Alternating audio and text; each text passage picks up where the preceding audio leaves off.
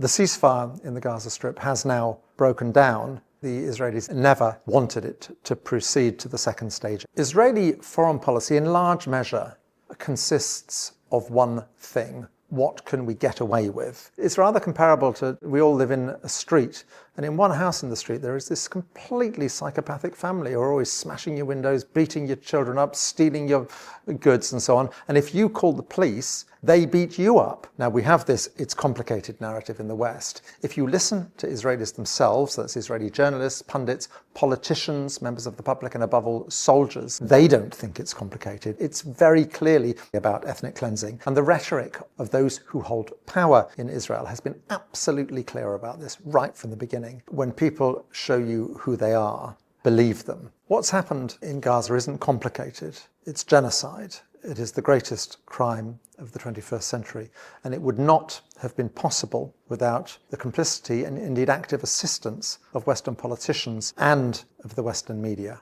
Apartheid is not an issue. It's not on the one hand this, on the other hand that. It's a crime.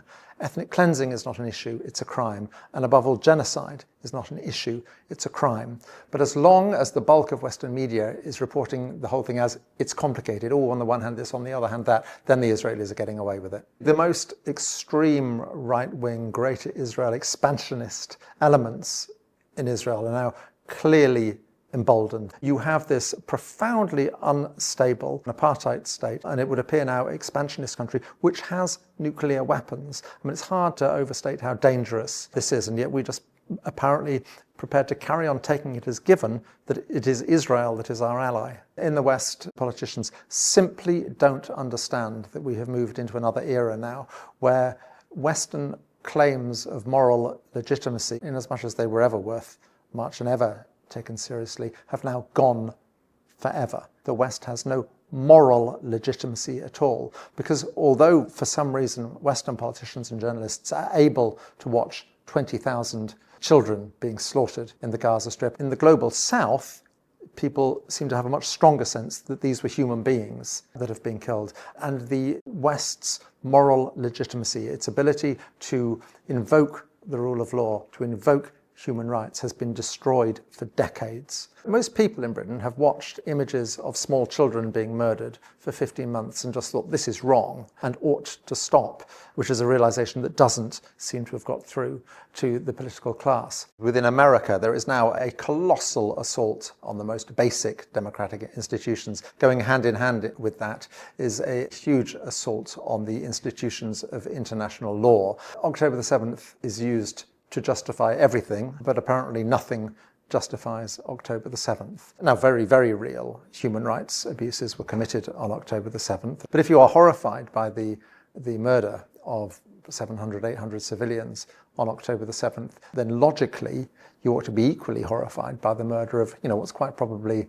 more than 70,000 Palestinians since, and there's just no comparison in the way the two are covered in Western media. Quite often it's clear that the civilian population is not collateral damage, it is the target in itself. I think there were a few weeks, certainly after October the 7th, where the Israeli targeting processes provided the thinnest veneer for what was essentially a punitive slaughter. And then thereafter, the widespread destruction of property, as is now becoming clear, the intention was to render the Gaza Strip unlivable. That ethnic cleansing of 2 million people from their homes is being presented as a real estate plan, sort of blue skies thinking, is quite grotesque. We're talking here about probably the greatest crime of the 21st century so far. Just imagine how this would be being reported if it was 2 million Israelis who were being driven from their homes. If they really do want to drive 2, 3, 4, 5 million Palestinians out of Gaza and the West Bank, the consequences will be devastating. It would quite probably lead to the fall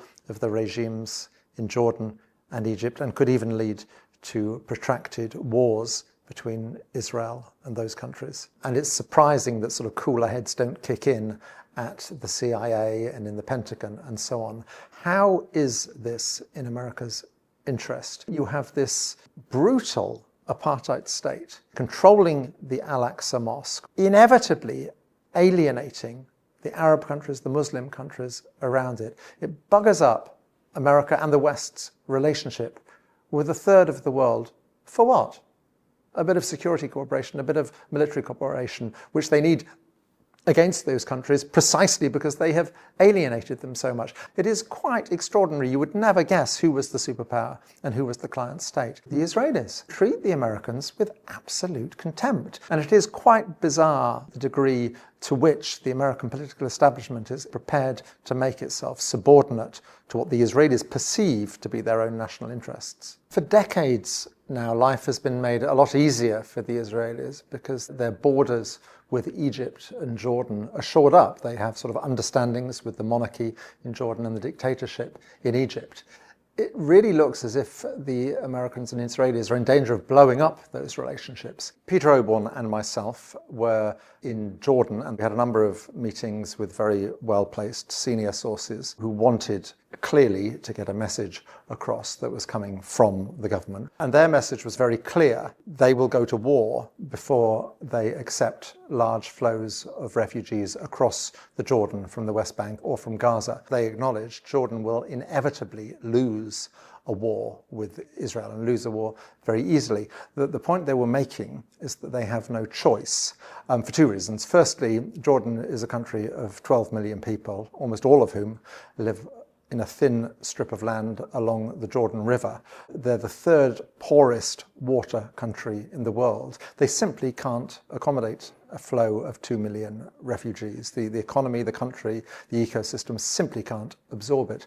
Secondly, their own dynastic self-interest. You already have a situation where the majority of the population in Jordan is Palestinian. This led to civil strife in 1970, Black September, when there was civil war. You get 2 million embittered, angry, probably Hamas-oriented Palestinians crossing the Jordan. It completely disrupts the internal balance of Jordan and probably leads to the fall of the dynasty. So what they were saying is they would simply have no choice. Of course, they lose.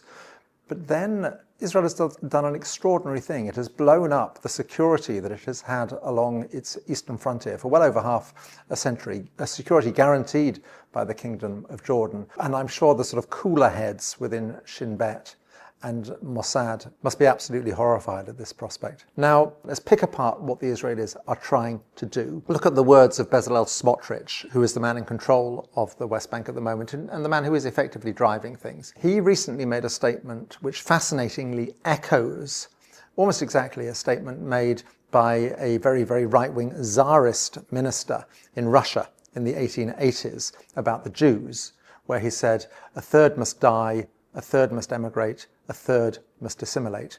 Smotrich effectively said the same thing just recently about the Palestinians, and that is the plan. They essentially want a country without significant numbers of Palestinians. Now, that seems so horrific and absurd that we assume it can't happen, but it has happened in other countries around the world. The indigenous population has effectively been wiped out. The other course of action is what people from Hamas and close to Hamas will say to you. They will always cite the examples of Vietnam, of Algeria, of South Africa. Sacrifice is the price of freedom, and it costs hundreds of thousands of lives, but you always get there in the end. If you actually look at settler colonial countries, you just have to spend time on the West Bank, just spend time at a roadblock on the West Bank, and you get it. It is so humiliating to yourself personally, to yourselves as a people, to yourselves as a nation. Every waking day of a Palestinian's life is humiliation.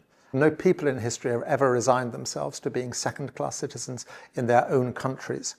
The only places where that's happened is where they have effectively been, in large measure, wiped out. I mean, just imagine a fantasy world where you have the same sort of process that happened in South Africa and you have it in Israel, where Israel becomes a non-ethnic democracy, a country where people of all faiths and nationalities and ethnicities have full political, civil, and human rights. Now, at that point, two-state, one-state, whatever, it all becomes quite easy. Once the requirement of ethnic hegemony has gone, it all becomes a lot easier. And just imagine how many problems around the world, how many problems that flow outwards from Israel are suddenly resolved if that's the case. As ever, the Israel-Palestine story is a perfect example of the inadequacy of mainstream media, which really doesn't seem able to cover this story properly. And it's an illustration of why we desperately need outlets like Double Down News. And I would urge you to support Double Down News in any way you can through Patreon.